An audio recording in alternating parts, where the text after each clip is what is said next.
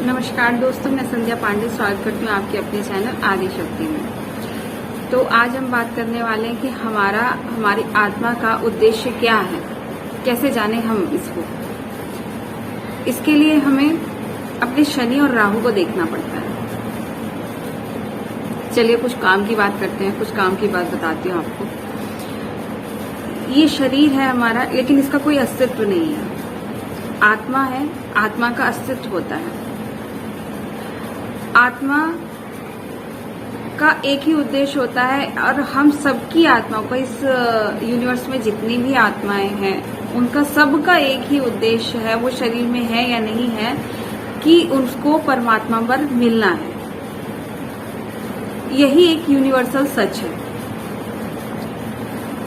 जैसे एक नदी को समंदर में मिलना होता है, उसका एक ही उद्देश्य होता है कि उसको समंदर में मिलना है। इसी तरह हमारी आत्मा का एक ही उद्देश्य है कि उसे परमात्मा में मिलना है।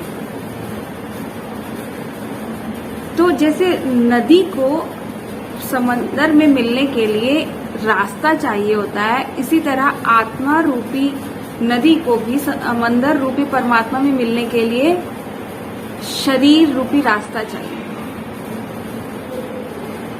आप समझे होंगे कि मैं क्या कहना चाहती हूँ, कि हम इस शरीर को क्यों चुनते हैं। हमारी आत्मा शरीर का चुनाव क्यों करती है? क्योंकि हम आत्मा लोक में इतनी जल्दी स्पीडली अपनी ग्रोथ नहीं कर सकते हैं। यहाँ पर इस पृथ्वी पर आकर, इस शरीर में रहकर हम उस ग्रोथ को बहुत स्पीडली करते हैं, बहुत जल्दी करते हैं। यहाँ हम जल्दी लाइफ लेसन सीखते हैं, यहाँ हम जल्दी अपने ट्रॉमास रिलीज करते हैं, यहाँ निगेटिविटी हम रिलीज करते हैं।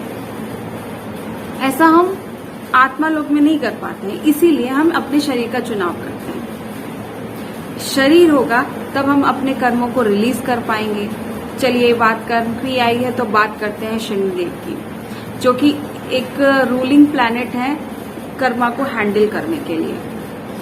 ये हमारे पास लाइक कर्मास जितने होते हैं उनको रिलीज करवाते हैं। हमारे जो मन में जितनी निगेटिविटी होती है हमारे सबकॉन्शियस माइंड में, उसको रिलीज कराते हैं। ये हमारे ऊपर 7.5 आती है, ढैया आती है, शनि की महादशा आती है, अंतरदशा आती है, प्रत्यंतर दशा आती है।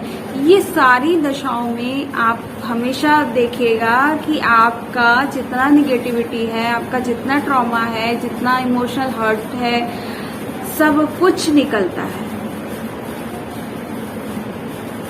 किस रूप में? इमोशंस के रूप में, एंगर के रूप में, प्यार के रूप में, घृणा के रूप में, द्वेष के रूप में, जेलसी के रूप में, तृष्णा के रूप में। जो भी आपके अंदर जिस भी चीज की डिजायर है, और वो जो चीज अति की है, बहुत ज्यादा है, तो वो इस तरह से आपका रिलीज कराता है। तो इसको कौन प्लैनेट रूल करता है? शनि। शनि बहुत ही अच्छे प्लैनेट होते हैं, बहुत ही अच्छे प्लैनेट होते हैं। सोचिए आपके अंदर का जितना कचरा है उसको साफ कर रहा है, तो वो प्लैनेट खराब कैसे हो सकता है? वो एक गुरु के रूप में है। अब गुरु जब तक डांट नहीं लगाएगा, फटकार नहीं लगाएगा, तब तक हम सीखेंगे कैसे? और शनि वही है जो हमें सिखाता है। हम सीखने के लिए ही आए हैं इस दुनिया में ना, और वो वही तो कर रहे हैं। हमारे पास्ट लाइफ कर्मा जितने होते हैं उस सबको रिलीज कराते हैं। इसी तरह अब आप इसको कैसे जानेंगे कि हमारा है ना ये पेंडिंग कर्मा किससे रिलेटेड है? आप अपनी कुंडली उठाइए, देखिए आपका शनि किस हाउस में बैठा है, किस घर में बैठा है। उससे आपको समझ में आ जाएगा कि आपका कहाँ पर पेंडिंग कर्मा किस चीज से रिलेटेड है। जैसे कि 3rd हाउस है, 3rd हाउस में आपको अपने सिबलिंग्स में देखना होगा। जैसे आपके जो आपके छोटे भाई बहन है, बड़े भाई बहन है, उनके बारे में आपके संबंध कैसे हैं। आप जो भी करेंगे, मतलब जो भी आपको मिले, मतलब आपने पिछले जन्मों में अपने परिश्रम की कमी करी, अपने पुरुषार्थ की कमी करी है, जिसकी वजह से आपको कुछ मिला नहीं। तो इस जन्म में आपको वो यही कह रहा है कि पुरुषार्थ करिए, तो आपको क्या मिलेगा? आपको मिलेगा जो आप चाहते हैं। ऐसे आदमी को दुनिया बार बार कहती रहेगी कि तुम ये कर लो, वो कर लो, वो कर लो, वो कर लो, लेकिन है ना, वो डरता रहेगा अंदर। इसके अंदर डर होगा, मैं ये करूं या ना करूं, करूं या ना करूं, करूं या ना करूं, ये मेहनत मुझसे हो जाएगी कि नहीं होगी। तो इसी पर काम करना है उस आदमी को, है ना। ऐसे ही अब चलिए बात करते हैं, इसको हमने जान लिया कि पेंडिंग कर्मा कैसे रिलीज होते हैं, इसको कौन रिलीज करवाता है। अब हम बात करते हैं राहु की। राहु जो हमें सोल पर्पस देता है। जब पास्ट लाइफ कर्मास रिलीज हो जाते हैं लगभग 75 to 80%, तब आपको सोल पर्पस मिलता है। अपना सोल पर्पस क्या होता है? आपकी आत्मा का उद्देश्य, क्या उद्देश्य लेकर आए हैं आप इस पृथ्वी पर। तो आप अपनी कुंडली में देखिए राहु की पोजीशन कहां पर है।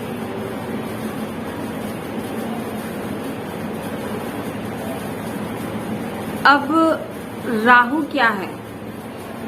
राहु एक सडन थॉट जो चेंज कर देता है सारी चीजों को एकदम से, दैट इज राहु। कोई आविष्कार होता है, दैट इज राहु। एकदम से सडन सक्सेस मिलती है, दैट इज राहु। एकदम से कहीं आपको एकदम फाइनेंशियल ग्रोथ हो गई या एकदम लॉस हो गया, एकदम जो सडन मोमेंट में होता है, एकदम सडन मोमेंट में, वो राहु होता है। तो आपका जो सोल पर्पस है ये भी आपको राहु ही बताता है। और राहु को लीड करने वाला कौन है? शनि।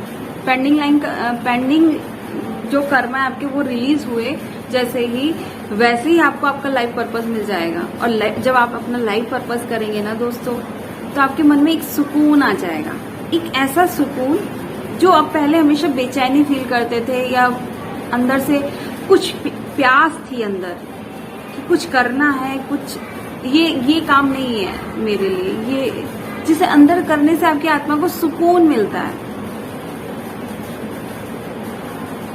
वो होता है आपका सोल पर्पस, जो आप हमेशा से करना चाहते हैं। जरा जब बिल्कुल शांत हो तब आप सोचना बैठना कि क्या ऐसा काम है जो आप करना चाहते हैं, वही आपका सोल पर्पस है। आपका यूनिवर्स बिल्कुल हेल्प करेगा। आप यूनिवर्स से पूछते हैं, भगवान से पूछते हैं कि आप मेरा सोल पर्पस मुझे बताइए, तो बिल्कुल आपको आपका सोल पर्पस आपके सामने लाके खड़ा करेंगे। बस आपके अंदर वो अवेयरनेस होनी चाहिए, माइंडफुलनेस में रहना चाहिए आपको उस वक्त। इसीलिए कहते हैं कि ध्यान करिए, मेडिटेशन कीजिए, तो चीजों को नोटिस करने की जो क्षमता है वो बढ़ जाएगी। तो जब आप नोटिस करेंगे तो आपका सामने आपका सोल पर्पस आएगा, आपको वो करके बहुत सुकून मिलेगा। जैसे आप समझिए किसी बंदे का अगर राहु 10th हाउस में है, तो उसको 10th हाउस किसको डिनोट करता है? कर्मा को, गवर्नमेंट को, सोसाइटी को। तो ऐसा व्यक्ति जो सोसाइटी के लिए कुछ करेगा, उसको अपनी सर्विस देनी है उस चीज के लिए। अगर वो 7th हाउस में है, सोसाइटी के लिए कुछ करेगा, तो वो उसको ग्रोथ मिलेगी, वो उसका लाइफ पर्पस है। ऐसे 7th हाउस में अगर राहु है तो उसको अपने पार्टनर के थ्रू कुछ ऐसे उसका लाइफ पर्पस है कि उसको अपने पार्टनर को खुश रखना होगा, उसकी देखभाल करनी होगी, केयर करना होगा, रिलेशनशिप को एक नेक्स्ट लेवल तक ले जाना होगा। तो वो राहु है, वो सोल पर्पस है आपका, जो सडन मोमेंट में आपको मिलता है। और सोल पर्पस सडन मोमेंट भी तो मिलता है आपको।